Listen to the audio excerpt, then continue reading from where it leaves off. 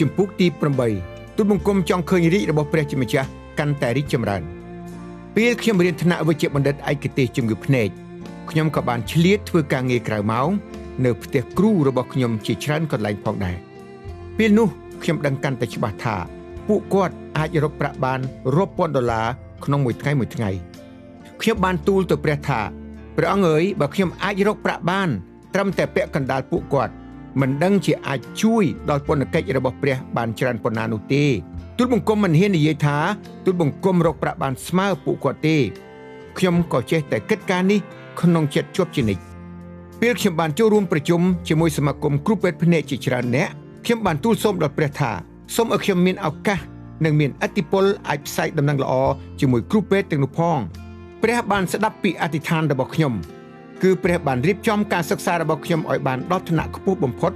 គឺក្រោយពេលខ្ញុំបញ្ចប់ការសិក្សាថ្នាក់ឯកទេសជំងឺភ្នែកនៅឆ្នាំ2010ព្រះបានរៀបចំឲ្យខ្ញុំទៅធ្វើកម្មសិក្សាបន្តនៅក្រុង Boston សហរដ្ឋអាមេរិកក្រោយមកឆ្នាំ2011ព្រះបានរៀបចំខ្ញុំទៅធ្វើកម្មសិក្សានៅទីក្រុងបាងកកប្រទេសថៃឆ្នាំ2013ខ្ញុំបានជាប់អាហារូបករណ៍ថ្នាក់ចក្ខុបណ្ឌិតឯកទេសជំងឺភ្នែកជាន់ខ្ពស់នៅប្រទេសសិង្ហបុរីតែខ្ញុំបានសម្រេចចិត្តមិនទៅរៀនបន្តវិញដោយសារខ្ញុំមិនទៅរៀននៅប្រទេសសិង្ហបុរីនៅឆ្នាំ2015ព្រះបានរៀបចំខ្ញុំឲ្យបានទៅរៀនបន្តថ្នាក់វិជ្ជាបណ្ឌិតឯកទេសជំងឺភ្នែកជាន់ខ្ពស់នៅទីក្រុងអាំស្ទែដាំប្រទេសហូឡង់វិញដែលនៅទីនោះមានចក្ខុបណ្ឌិតពីប្រទេសសិង្ហបុរីជាច្រើនបានទៅរៀននៅទីនោះដែរនេះបើយើងសង់គ្រឹះជំនឿ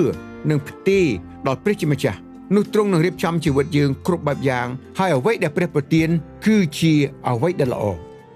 ពេលខ្ញុំចេញពីផ្ទះនៅឆ្នាំ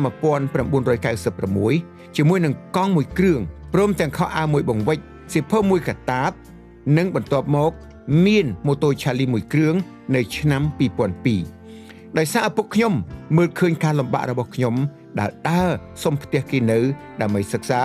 ក៏ទូន្មានខ្ញុំថាកូនត្រូវធ្វើជាអ្នកភ្នំពេញមានផ្ទះនិងមុខរបរនៅភ្នំពេញដើម្បីអនាគតកូនចៅនឹងជួយបងប្អូនដែលខ្វះខាតចាប់ពីឆ្នាំ2004រហូតដល់ឆ្នាំ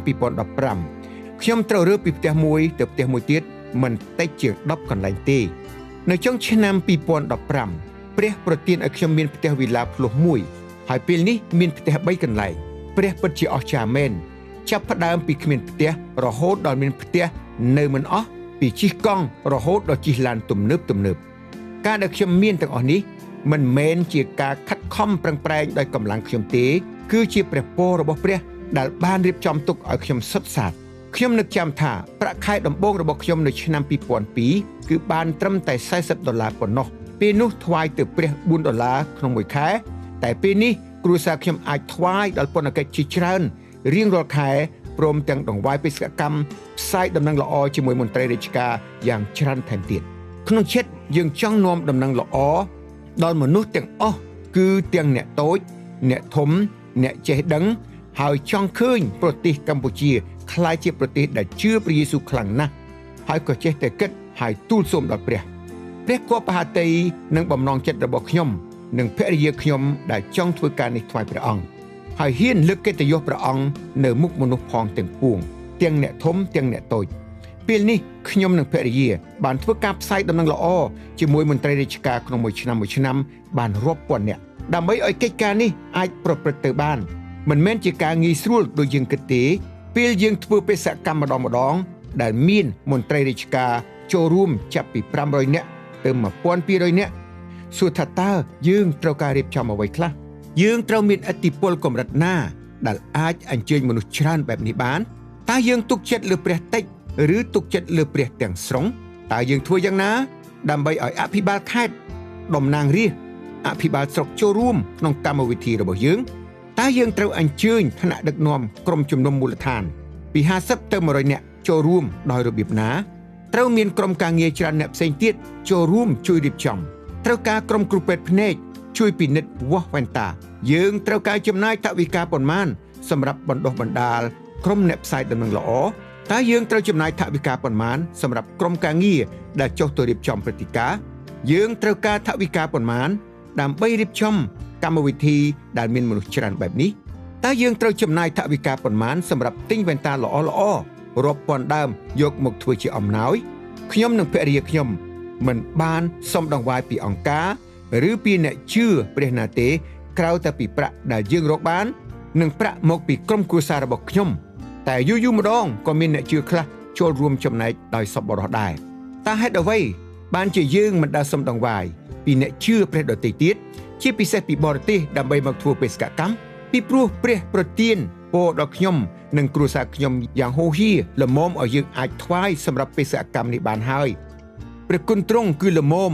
និងគ្រប់គ្រាន់សម្រាប់គ្រួសារខ្ញុំដើម្បីធ្វើការងារនេះបើយើងខ្ញុំដើរសុំដង្វាយពីគេដើម្បីមកធ្វើពន្ធកិច្ចនេះគេអាចគិតថាខ្ញុំអាចកេងបន្លំប្រាក់ដង្វាយដើម្បីភាពមានបានរបស់ខ្ញុំខ្ញុំគិតឃើញថាបើគេដាក់ដង្វាយមកឲ្យយើងនោះព្រះពរនឹងបានដល់អ្នកដែលដាក់ពីព្រោះបើយើងថ្វាយពេលវេលា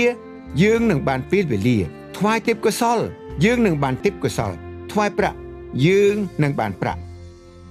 សំណួរបើយើងជាអ្នករៀបចំបេសកកម្មនេះទាំងមូលតែអ្នកផ្សេងជាអ្នកដាក់ដង្វាយទាំងអស់សួរថាតើយើងបានប្រពោជាប្រាក់វិញដែរឬទេនេះជាការយល់ឃើញរបស់ខ្ញុំតែខ្ញុំមិនបានខាត់ដល់អ្នកដែលចង់ដាក់ដង្វាយសម្រាប់ការងារនេះទេ